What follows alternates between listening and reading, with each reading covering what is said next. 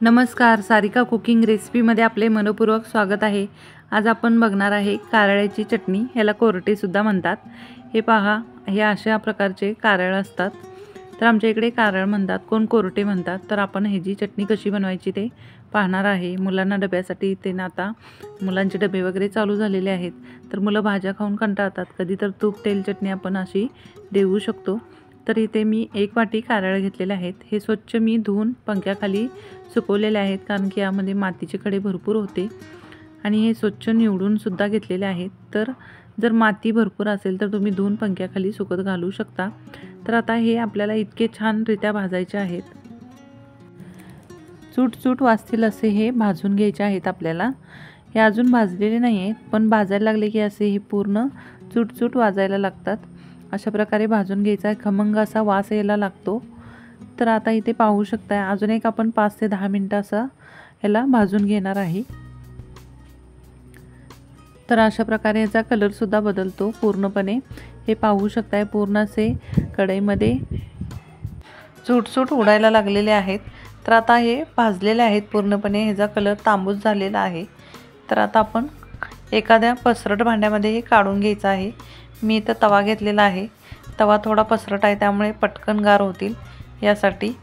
तर यामध्ये थोडेसे जिरे भाजून घ्या तुम्ही कढईमध्ये तापलेल्याच, कारण की मी इथे थोडी जिरेपूड वापरणार आहे। पूर्णपणे आता थंड करून घेतलेले आहेत, हे पाहू शकता। आणि कलरसुद्धा एकदम तांबूस असा आलेला आहे। तर इथे मी पटकन साहित्य सांगते तुम्हाला। मी इथे लाल तिखट घेतलेले आहे। तुम्ही इथं सुक्या मिरच्यासुद्धा लाल घेऊ शकता। 1 चमचा जिरे पावडर आणि 1 चमचा मीठ घेतलेला आहे। चवीनुसार मीठ वापरायचं आहे। आणि थोडासा लसूण घेतलेला आहे। तर लसूण तुम्ही जास्तसुद्धा क्वांटिटीमध्ये घालू शकता, त्याने सुद्धा आपली कारळ्याची चटणी खूप छान होते।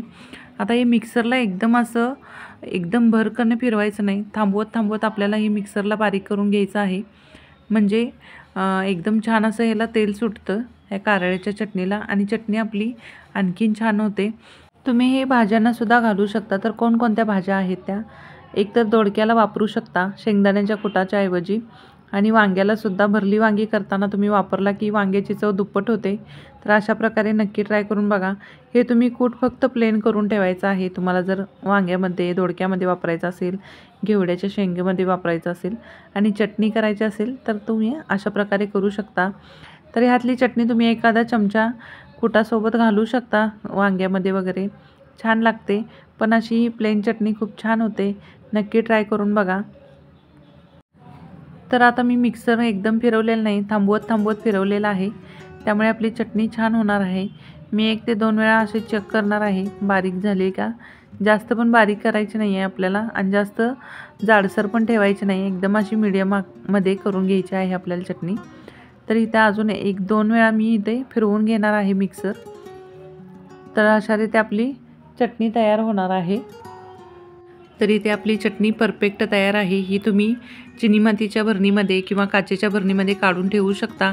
इथे अशा प्रकारे आपली चटणीचा कलर वगैरे पाहू शकताय, नक्की ट्राय करून बघा। आणि अशीच रेसिपी नवनवीन पाहण्यासाठी सारिका कुकिंग रेसिपी पाहत राहा। व्हिडिओ लास्टपर्यंत बघितल्याबद्दल धन्यवाद।